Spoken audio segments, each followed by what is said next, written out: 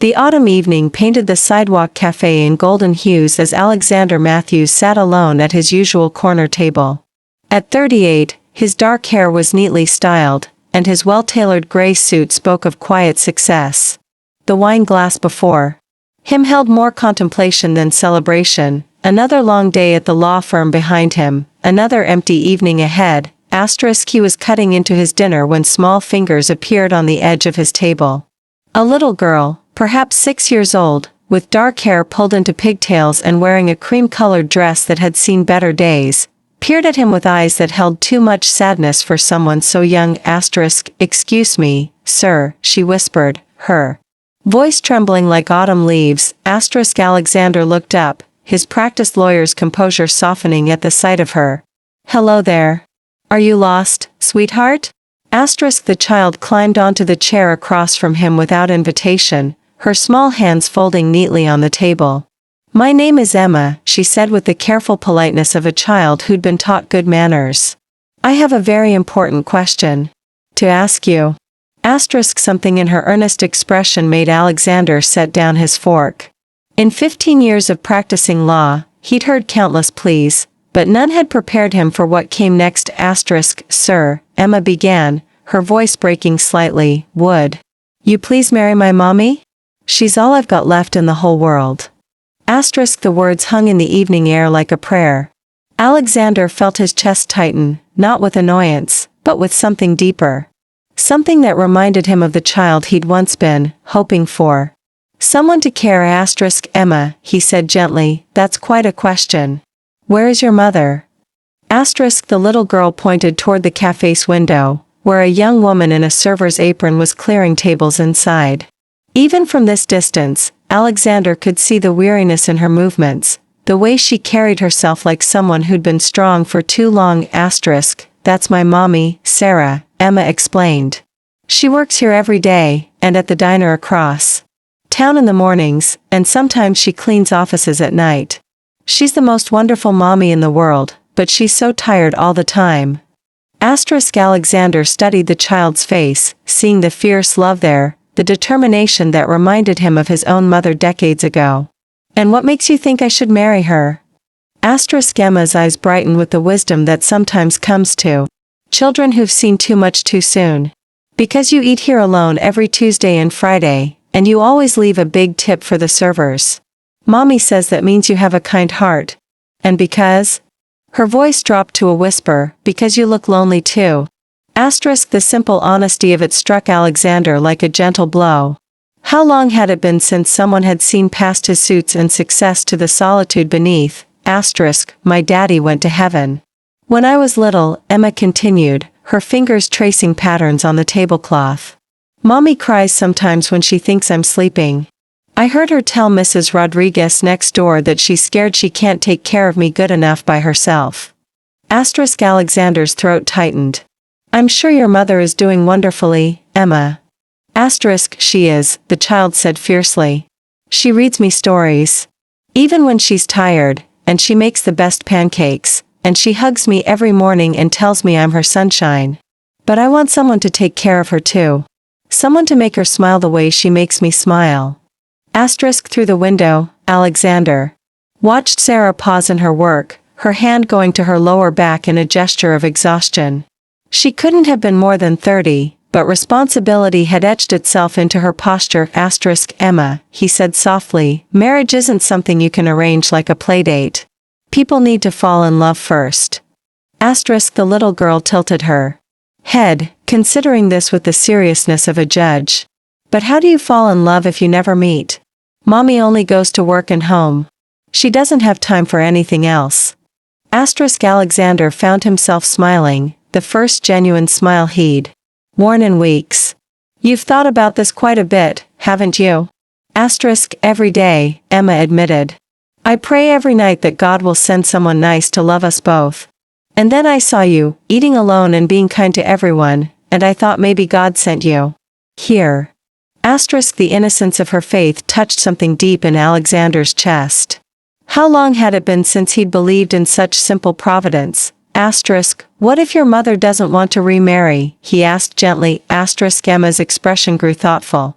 I think she's just scared. When people hurt you, sometimes you forget how to trust again. But I'm not scared. I can tell you're one of the good ones. Alexander sat back, overwhelmed by the child's intuition.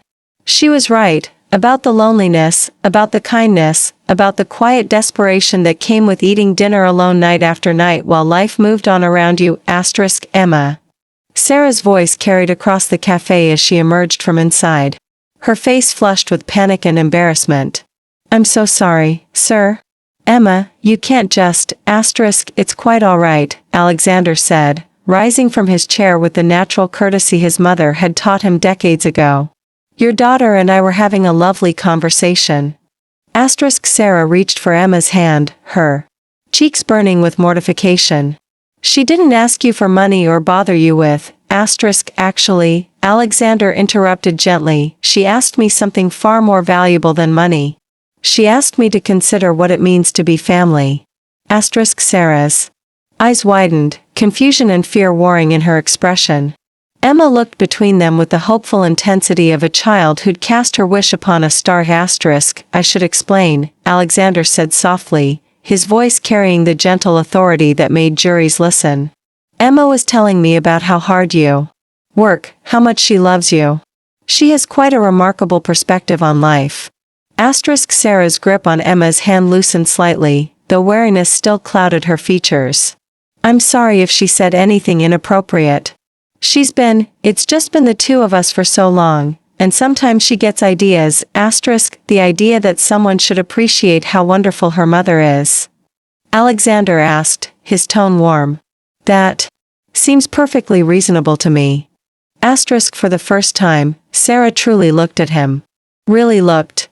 She saw the kindness in his eyes, the way he'd crouched down slightly to be at Emma's level, the genuine interest in his expression rather than the pity or dismissal she'd grown accustomed to. Emma, Sarah said gently, this gentleman is trying to enjoy his dinner. We should let him, actually, Alexander interrupted, I was wondering if you both might join me. That is, if your shift is ending soon. I find myself with more food than I can finish, and Emma here has convinced me that sharing a meal is far better than eating alone. Emma's face lit up like Christmas morning. Mommy, can we? Please? Sarah hesitated, the weight of caution battling against something she'd almost forgotten, hope. I don't think that's appropriate. We barely know you, and Emma shouldn't have put you in this position. My name is Alexander Matthews. He said, extending his hand with formal politeness. I'm an attorney here in town, and I've been eating at this cafe twice a week for the past 6 months. I'm not a stranger exactly, just someone who's been too busy to properly introduce himself. Until now. Sarah looked at his outstretched hand, then at Emma's pleading eyes. Slowly, she reached out and shook it. Sarah Chen. And this is Emma, obviously. Well then, Sarah and Emma Chen, would you do me the honor of joining me for dinner? I promise. Emma's question earlier will remain between us, and we can simply enjoy a meal together. No expectations, no obligations. Just 3 people sharing food and conversation. The simple honesty of his offer, coupled with Emma's barely contained excitement, finally broke through Sarah's defenses. She looked at her daughter's hopeful face and felt her heart soften. I suppose, if you're certain we're not imposing, you'd be doing me a favor, Alexander said truthfully. I've eaten alone far too many evenings lately. As Sarah disappeared briefly to finish her shift and collect her things, Emma settled more comfortably in her chair, studying Alexander with the intensity of a child trying to solve a puzzle. You know, she said seriously, I think you and my mommy are both scared of the same thing. Oh? And what's that? Being hurt again, Emma said with startling wisdom. But sometimes you have to be brave if you want good things to happen. When Sarah returned, having traded her work apron for a light cardigan, Alexander found himself seeing her with new eyes. Without the barrier of employee and customer between them, she seemed younger, more vulnerable, but also stronger somehow. The way she automatically smoothed Emma's hair, the protective hand on her daughter's shoulder, the quiet dignity in her movements, All of it spoke of a woman who'd learned to carry the world and make it look effortless. The conversation that followed was gentle, natural. They talked about Emma's school, about Alexander's work, about the small rhythms of daily life that somehow felt more significant when shared. Sarah's initial reserve gradually melted as she saw how naturally Alexander listened to Emma, how he asked questions that showed genuine interest rather than adult obligation. Mommy makes the best grilled cheese sandwiches in the whole world, Emma announced at one point, completely serious. I'll have to take your word for that, Alexander smiled. Though I admit, I haven't had a good grilled cheese sandwich in years. You should come to our house sometime, Emma said with the casual invitation of childhood. Mommy could make you one. Sarah's cheeks flushed. Emma, you can't just invite people over. Actually, Alexander said quietly, that sounds wonderful. If the invitation extends to Sunday afternoon, I'd be honored to try the world's best grilled cheese sandwich. The moment stretched between them, full of possibility and the tentative hope that maybe, sometimes, the most important conversations begin with a child's innocent question and a stranger's willingness to listen. As the evening wound down and they prepared to part ways, Emma tugged on Alexander's sleeve one last time. Thank you for having dinner with us, she whispered. Mommy smiled more tonight than she has in a long time. Alexander looked at Sarah, who was gathering her purse with careful dignity, and then back at the little girl whose simple faith had somehow opened a door he'd thought was permanently closed. Thank you, Emma, he said softly, for reminding me that the best things in life often come from the most unexpected places. Sometimes, he thought as he watched them walk away hand in hand, the greatest gifts come wrapped in the smallest packages, delivered by the most unlikely messengers. And sometimes, all it takes is a child's brave question to change the course of 3 lives forever.